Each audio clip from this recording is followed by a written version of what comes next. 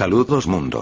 Somos Anonymous. Soy Anon 5598. Hoy quiero compartir con ustedes esta reflexión sobre el nuevo orden mundial y el saqueo internacional. Resulta entonces que tanta ONU, tanto Consejo de Seguridad, tanta OTAN, tanto Tratado Internacional, tanto Tribunal de la Haya, son coartadas para que los poderosos saqueen a los débiles. Sucede pues que tanta libertad de expresión, tanto Nobel de la Paz, tanta cultura funcionan como pretextos para matar en nombre del humanismo, llamar agresor a quien se defiende y bombardear a las víctimas para salvarlas. Acontece que el capitalismo vive robando a sus propios pueblos con el fraude financiero y a los de la periferia con el pillaje armado. Aparte de repetir una y mil veces más lo que todo el mundo sabe qué hacer. Si no puedes vencerlos, úneteles, reza el catecismo del sicario. Un repertorio de ejemplos desaconseja este connubio. Marcos Pérez Jiménez, quien sirvió a las políticas de Estados Unidos, terminó extraditado por estos a un calabozo en Venezuela. Manuel Noriega, quien aparentemente alguna vez colaboró con la DEA, pasó a ocupar el calabozo de un reo que cambió cadena perpetua por acusarlo. Alberto Fujimori, quien ahogó Perú en un mar de sangre, languidece en la misma celda donde antes hundió a Abimael Guzmán. Los talibanes, creados, equipados, financiados y adiestrados contra los soviéticos por la CIA, son ahora inmolados en la guerra santa de esta. Saddam Hussein, quien llevó a Irak a una guerra contra Irán que solo convenía a los estadounidenses, concluyó ejecutado por el gobierno títere de estos. Así paga el diablo a quien le sirve. Si no puedes unírteles, obedéceles, dicta el breviario del servil. Otro rosario de experiencias desventuradas marca este sendero. Quitar al pueblo para dar al extranjero indigna al primero y hace desagradecido al fuereño. El rey Idris de Libia vendió su país y fue derrocado por una sublevación nacionalista. El Shah Reza Pahlavi de Irán lo regaló y fue depuesto por otro alzamiento nacionalista.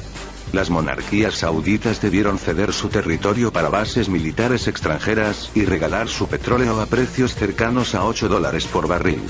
Carlos Andrés Pérez entregó la soberanía al FMI y tras una rebelión popular a escala nacional fue juzgado y depuesto. Mubarak, peón de los intereses de Estados Unidos, cayó sin que estos movieran un dedo para salvarlo.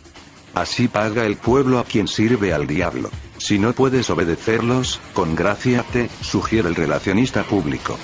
Nunca esfuerzos fueron más perdidos que los de simpatizarle a tu verdugo.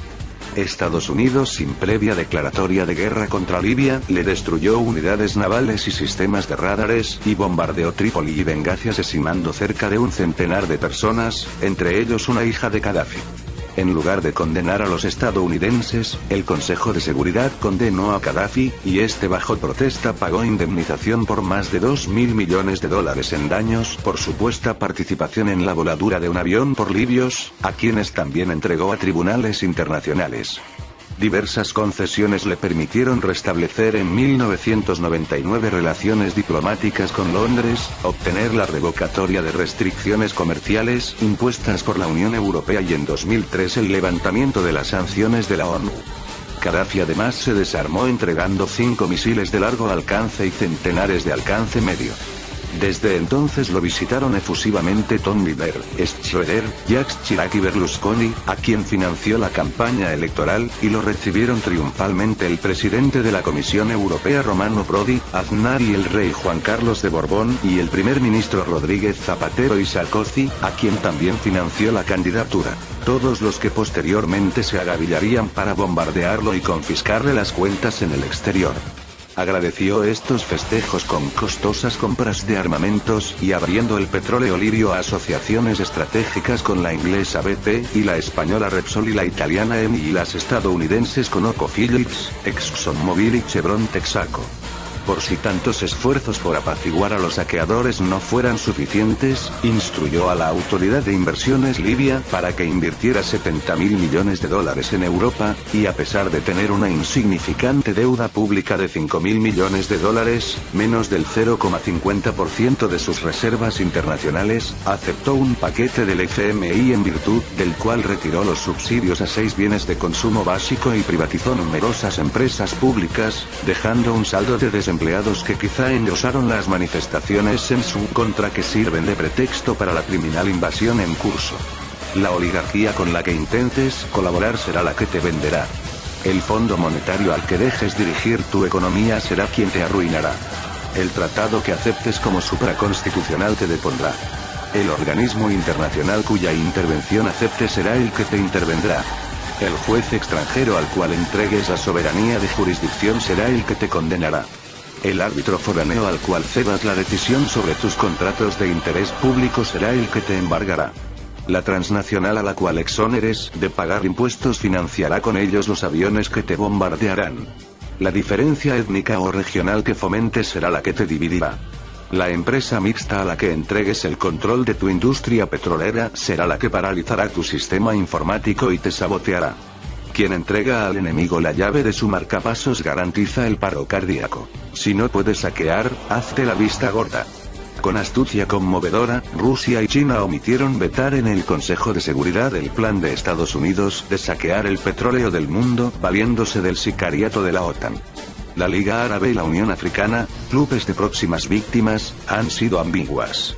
Según lo revelan palmariamente la Estrategia de Seguridad Nacional de Estados Unidos de América, formulada por George W. Bush en Washington el 17 de noviembre de 2002, y planes como el New American Century, los estadounidenses no están dispuestos a ceder un ápice en su arremetida para confiscar violentamente los recursos del mundo y liquidar a los restantes países negándoselos.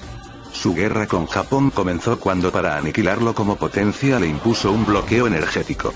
Ilusorio es pensar que el león respetará las tajadas ofrecidas a quienes no supieron oponérsele. Si se confisca la energía es para primero ahogar a China, la gran competidora de la hegemonía estadounidense. Después de China seguirá Rusia, buena parte de cuyas reservas quedaron en los países separados de la antigua Unión Soviética.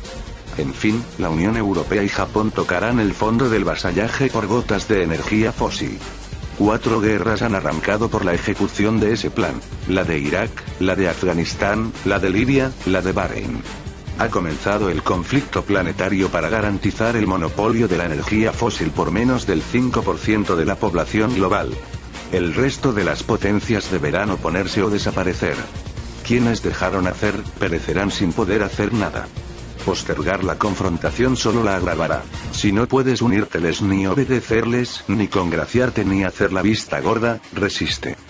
5% de la población del globo en la peor crisis económica de la historia no pueden condenar a muerte al 95% restante sino contando con la desunión, la desorientación o el autoengaño de esta.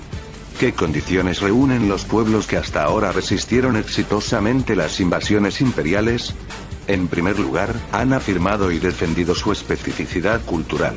En segundo lugar, han evitado que diferencias étnicas o culturales internas los dividan o secesionen. En tercer lugar, han asumido a plenitud y sin medias tintas un proyecto alternativo al del capitalismo.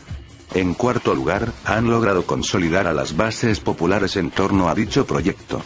En quinto lugar, han entrenado y armado a las bases para la defensa del mismo. En sexto lugar, jamás han cedido soberanía ni posiciones para complacer a transnacionales, medios de comunicación ni organismos internacionales. En séptimo lugar, han consolidado alianzas bilaterales, regionales, continentales o mundiales con países o bloques que presentan afinidades ideológicas, económicas o de situación periférica.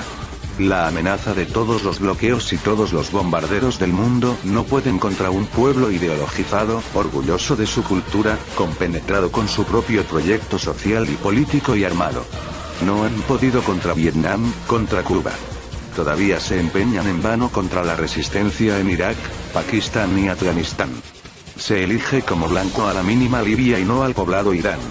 Son lecciones que quizá aprovechen los próximos en la lista. Seguiremos informando. El conocimiento es libre. Somos Anonymous. Somos Legión. No perdonamos. No olvidamos. Esperadnos.